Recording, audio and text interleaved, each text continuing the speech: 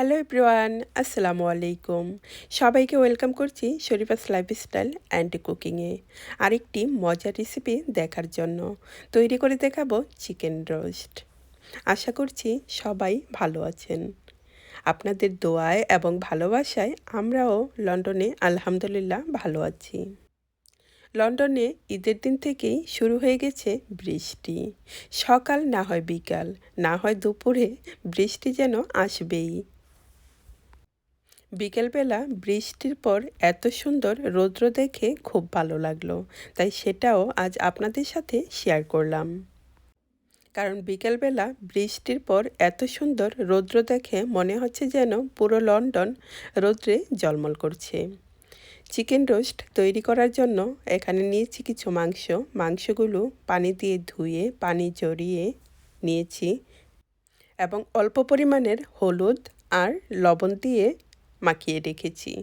ফ্রোজিং করা কাবাব ছিল, সেগুলোও নামিয়ে রেখেছি ভাজার জন্য। এই কাবাবের রেসিপিটি আমার চ্যানেলে অলরেডি শেয়ার করা আছে, আপনি চাইলে দেখে নিতে পারেন।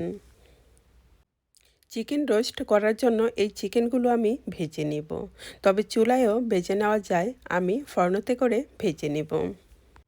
একটু হালকা কালার করে ভেজে নিলে সেই রোস্টগুলো খেতে কিন্তু বেশি স্বাদ হয়।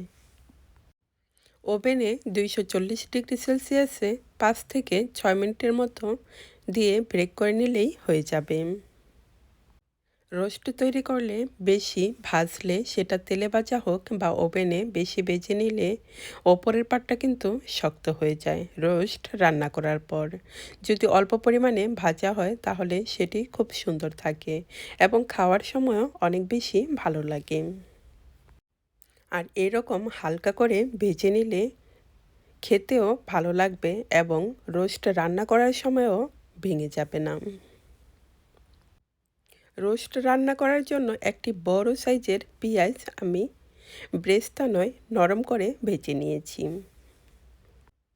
এখন একে একে সবগুলো মশলা অ্যাড করব। অল্প পরিমাণের টি চামচে হাফ চামচ হলুদের গুঁড়ো এবং হাফ চামচ জিরার গুঁড়ো। মিক্স মশলার গুঁড়ো দিয়ে দিব 1 চামচ। অনেক ধরনের মশলা একই সাথে করে সেগুলো ভেজে তারপরে গুঁড়ো করে নিয়েছি। সেখান থেকে 1 চামচ দেওয়ার পরে তেজপাতা, দারচিনি, এলাচি এবং আদা রসুন দিয়ে দিব। নানা রকমের মশলা একসাথে মিক্স করে ভেজে তারপর গুঁড়ো করে রেখে দিই। সেগুলোই আমি অনেকটা সময় ব্যবহার করি, তবে আপনি চাইলে সেই মশলাগুলো কিন্তু একসাথে ভেজে ভাজা ছাড়াও পাটায় বেটে নিতে পারেন। সাথে দিয়ে দিলাম 2-3টি কাঁচামরিচ, একটি বড় সাইজের টমেটো কুচি করে কেটে। চুলা আঁচটা মিডিয়াম আঁচে রেখে দিয়েছি। চুলা আঁচটা মিডিয়াম আঁচে রেখে দিলে মশলাগুলো সুন্দর মতো ভাজা হবে, সেই কারণে চুলা আঁচটা মিডিয়াম আঁচে রেখে দিয়েছি। দিয়ে দিলাম অল্প পরিমাণের পানি দিয়ে সব কিছু একসাথে মিক্স করে নেব। এখানে নিয়েছি কিছু বাদাম, নানা রকমের বাদাম নিয়েছি, এখানে 2-3 রকমের। সাথে নিয়েছি টক দই, তবে আপনি চাইলে 1 রকমের বাদাম দিয়েও টক দইয়ের সাথে মিশিয়ে ব্লেন্ডারের যে ছোট জারটি আছে সেটা দিয়ে মিক্স করে নেব। টক দই এবং বাদাম মিক্স করে পুরোটাই এখানে দিয়ে দিব, দিয়ে মশলার সাথে খুব ভালো করে মিক্স করে নেব। চুলার আঁচটা মিডিয়াম আঁচে রেখেই কিন্তু আমি রান্নাটা করতেছি, কারণ চুলার আঁচটা মিডিয়াম আঁচে রাখলে রান্নাটা সুন্দর হবে, মশলাগুলো পুড়ে যাবে না।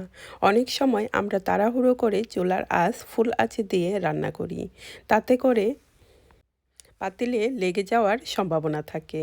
আর যে কোনো খাবারই রান্না করলে সেটা লেগে গেলে কিন্তু গন্ধ আসে, সেটা খাওয়া যায় না।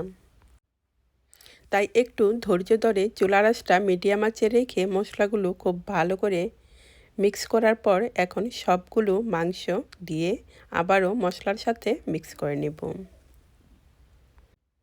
মিক্স করার পরে ঢাকনা দিয়ে ঢেকে রান্না করব 5 মিনিট। আমার চ্যানেলে কিন্তু চিকেনের আরও নানা রকমের রেসিপি আছে এবং আস্ত চিকেন রোস্ট মোরগ মশলারও রেসিপি শেয়ার করা আছে। আপনি চাইলে সেগুলোও দেখে নিতে পারেন। ফিরে আসলাম 5 মিনিট পর। চিকেন রোস্ট কিন্তু রেডি হয়ে গেল। আশা করি রেসিপিটি ভালো লাগছে। অবশ্যই কিন্তু ট্রাই করে দেখবেন। ভাত বা পোলাওর সাথে খেতে কিন্তু দারুণ। রেসিপিটি কেমন হলো অবশ্যই কিন্তু কমেন্ট করে জানাবেন। আজকের মতো এখানেই। আল্লাহ হাফেজ। আল্লাহ হাফেজ। আসসালামু আলাইকুম।